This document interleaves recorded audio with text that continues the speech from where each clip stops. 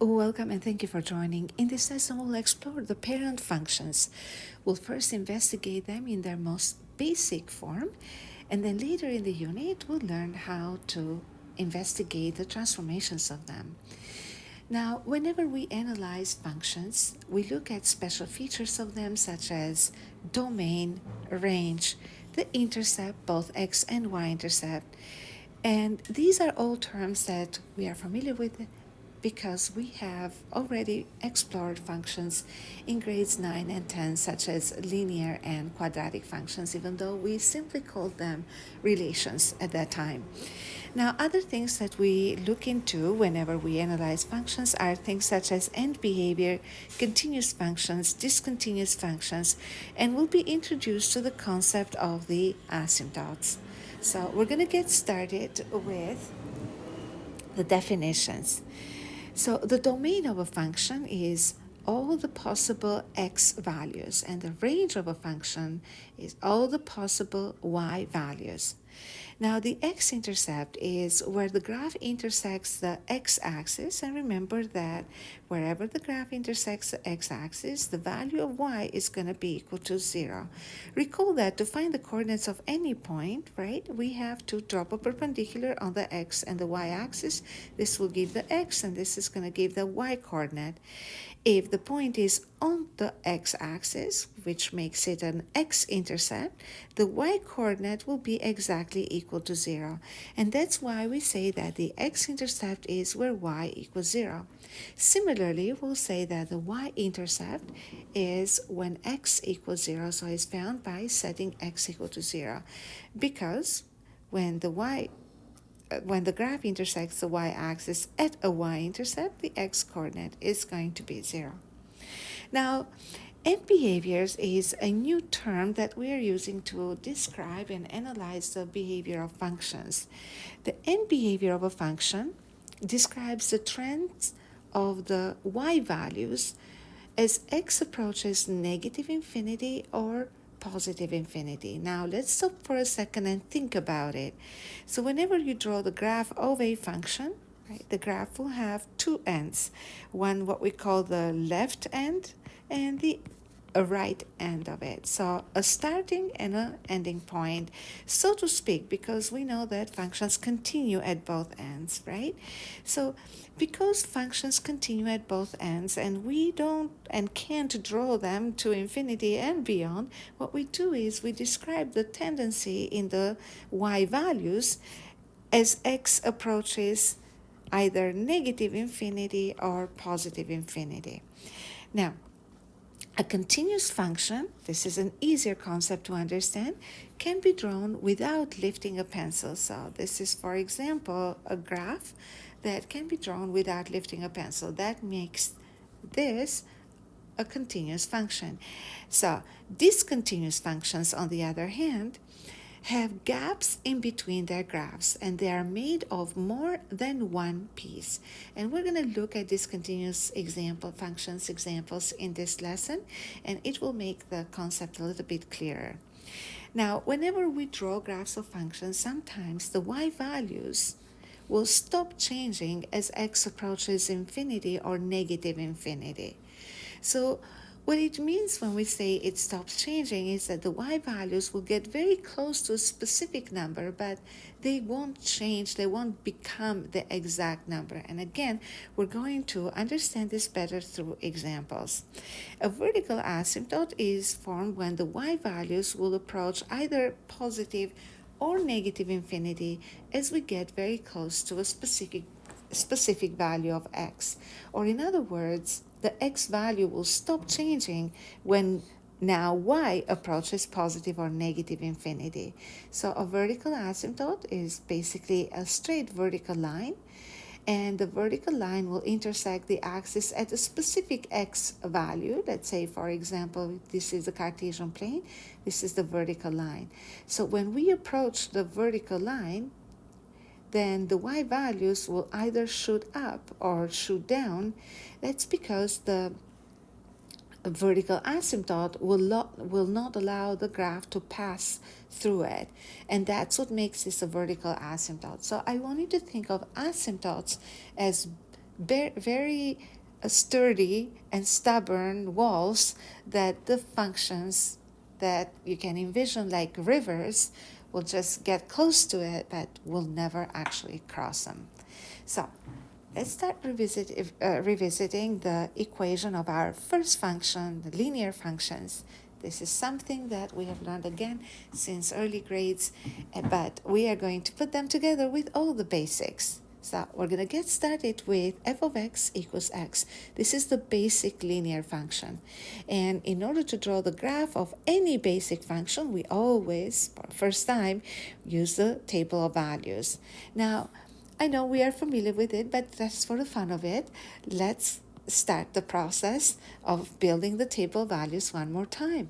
So we're going to give x some negative values, 0, and then some positive values. So when x equals negative 4, f of x, which is the y value, right, will be equal to x. So completing this is very simple because what this statement means is that whatever x would equal, y would be the same. So we're going to say that when x equals negative 4, then y would be equal to negative 4 as well. When x equals negative 3, y would be equal to negative 3. When x equals negative 2, y would be negative 2. When x equals negative 1, y will be negative 1. X equals 0, y will be 0. X equals 1, y would be equal to 1. X equals 2, y would make 2. And x equals 3, y will be equal to 3. And one more, x equals 4, y would be equal to 4. So as you can see in here, all the points on the graph are perfectly aligned on a straight line that is going up. We will connect these points. And the reason why we connect them is because the y values, we know that the y values are going to follow the same trend. And we didn't take all the values in between because if you remember number density from grade 9, all these points in between, right, there is an infinity number of points in between, and they are going to follow the exact same trend. So we are going to connect all these points in a straight line, and we are going to always label a graph by its equation. Now let's talk about the features. So the features we're talking about at this point are the domain, range, intercept, x and y intercept, and the description of the shape. So we're going to say that since we were able to find values of y for negative x values, right, and for x equal to 0, and for x positive, we're going to say that x is practically allowed to be any value because we were able to evaluate the function at any real value of x. Now, because the y values will extend to infinity, so as you can see, they increase to infinity. So the right end of the graph means that as x approaches infinity, y approaches infinity. That is the end behavior. As x approaches negative infinity, y goes all the way down to negative infinity. So look at the y values as x becomes smaller. So as x becomes smaller, the y values become even smaller. X approaches negative infinity, so does y. So the range then is going to be y is any real number as well. Now you see that on the x-axis, the graph will intersect at 0, 0, so that will make the x-intercept. So you can write the x-intercept as an ordered pair, or you can simply write x-intercept equals 0. On the y-axis, the graph intersects the y-axis at 0, so we'll say that 0, 0, or y-intercept is 0. And when it comes to the description of the graph shape, we already know this. This is a very straight line. In our case, we can also add that the straight line starts from quadrant 3 to quadrant 1. So it stretches from left to right. It's a rising line. Next, we're going to revisit another function we're very familiar with, the quadratic function f of x equals x squared. So as always, we're going to start with the table of values to explore the basic shape of the graph. So when x equals negative 4, we're going to have the y value of 16. We don't have enough room to actually plot the 16 here, so we're going to leave it at that. When x equals negative 3, the value of y is 9, so negative 3, 9. When x equals negative 2, the value of y is 4. When x equals negative 1, the value of y will be negative 1 squared, or 1. X equals 0, y will be equal to 0. X equals 1, y would be 1. X equals 2, y would be 2 squared, or 4. X equals 3, y will be 3 squared, or 9.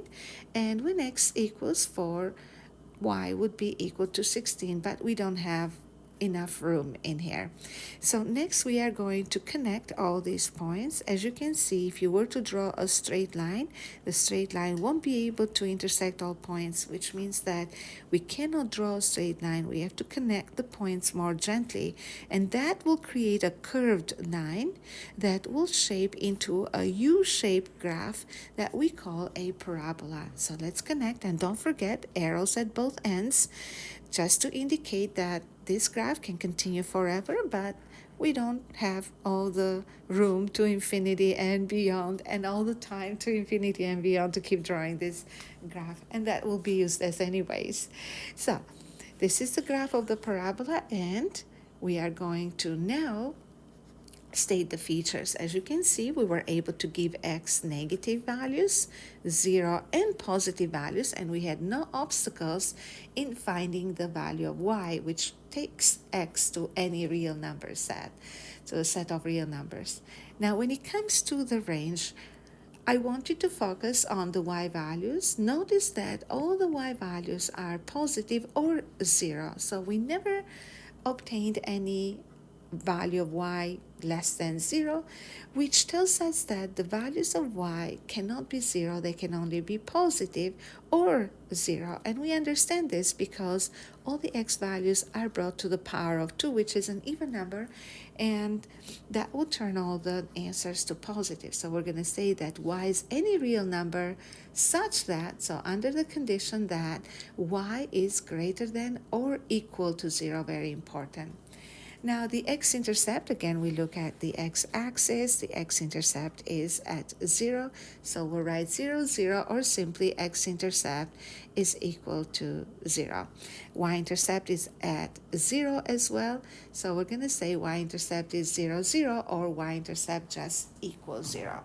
When it comes to description of the shape, we say that this is sort of a U-shaped graph, or we also tend to give it the unique name of the shape because it's a very popular shape. We said it's a parabolic shape. Next, we'll visit a new function, absolute value of x. Now, we have mentioned the concept of absolute value in class when we studied the roots of or radical numbers with even exponents. Now, just to refresh your memory, the absolute value of a function will tell us the distance of a number from the origin on a number line, right? So we said that number 6 has a distance of 6 units. Number negative 3 has a distance of 3 units. So because we're talking about distance, then we're going to say that distance or absolute value of a number is equal to a positive number, always a positive number. So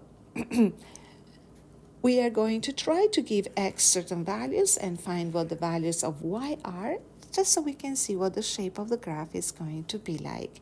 So when x equals negative 4, we're going to say that the value of y will be positive 4. That is because the distance of negative 4 from the origin, so here's negative 4, its distance from the origin is 4 units, and this is the number 4 that indicates the distance, and it's a positive. So next, when x equals negative 3, what do you think the absolute value is? So again, absolute value is the distance of negative 3 from 0, which means that is positive 3. So let's continue with the rest. Negative 2, that would be equal to 2. For x equals -1, the distance of -1 from origin is 1. When x equals 0, the distance of 0 from itself is 0, because 0 is the center of the line. And then when x equals 1, absolute value is 1. So plot the point. X equals 2, absolute value 2. X equals 3, absolute value of 3 is 3, so the y value is 3, and the absolute value of 4 is 4. So we plot all these points, and now we will connect them. And as you can see, the pattern we notice here is that the points are aligned in a straight line, but they are in a V shape. We're going to add a couple more points in here just to make things look a little bit more attractive, because why not? We have the space, and we'll draw the line with more confidence. And this is going to be the graph of f of x equals absolute value of x, or the graph of the basic absolute value function. Now, let's talk about the domain. As you can see, the absolute value of any number can be found, positive or negative. And when we say any number, we mean any real number. So we'll define the domain as x any real number. The range will be y any real number. But notice that, and the reason why we say, by the way, y is any real number is because the line is continuous, which means that we cannot list all the numbers distinctively or one by one. So that's when the y any real number, concept comes to play. Now, true that it is any real number because there's so many of them, but those numbers need to satisfy a condition. As you can see here, the condition is that all these numbers stay positive or 0. We're okay with 0 as well. So we're going to say such that, which is this line, the y values are greater than or equal to 0. Now, for the x-intercept, we just go on the x-axis, see where the graph touches it, and it seems that that is at x equals 0, so we're going to write 0, 0, or x-intercept equals 0. For the y-intercept, we look at the y-axis and see where the graph crosses it. It's at 0, so we're going to say 0, 0, or at y equals 0. And when it comes to the shape of the graph, we're going to say that this looks like a V-shaped graph, and that's exactly what we're going to write, okay?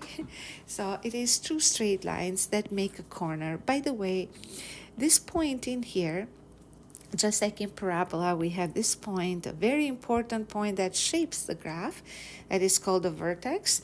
This point down here in the absolute value function is called a corner, and it's a real mathematical concept and term that we use, especially in calculus, when we discuss the derivatives of functions. We don't have to worry about it right now, but the graph has a corner and it is V-shaped. That's the end of it. Now,